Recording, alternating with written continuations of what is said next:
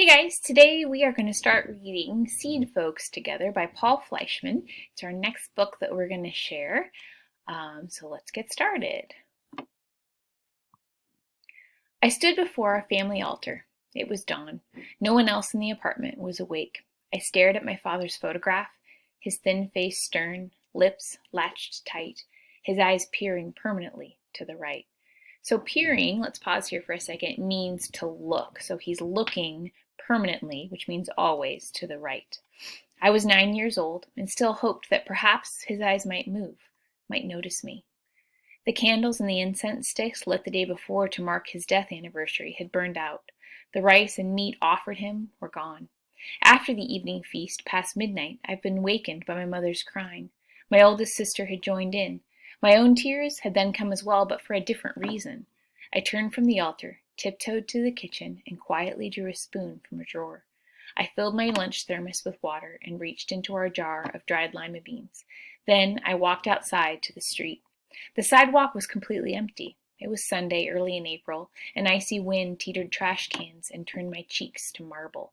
Let's pause there for a second. So teetered means to kind of like wobble. So the wind is blowing the trash cans, and the cans and their lids are kind of clanking in the wind. In Vietnam, we had no weather like that. Here in Cleveland, people call it spring. I walked half a block, then crossed the street and reached the vacant lot. I stood tall and scouted. So let's pause on scouted. Scouted means to look carefully around, to like be a lookout. No one was sleeping on the old couch in the middle. I'd never entered the lot before, or wanted to. I did so now, picking my way between tires and trash bags. I nearly stepped on 2 rats, gnawing, and froze. Then I told myself that I must show my bravery. I continued farther and chose a spot far from the sidewalk and hidden from view by a rusty refrigerator. I had to keep my project safe. I took out my spoon and began to dig. The snow had melted, but the ground was hard. After much work, I finished one hole, then a second, then a third. I thought about how my mother and sisters remembered my father, how they knew his face from every angle and held in their fingers the feel of his hands. I had no such memories to cry over. I'd been born 8 months after he died.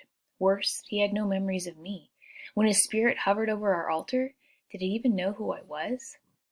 I dug 6 holes. All his life, in Vietnam, my father had been a farmer.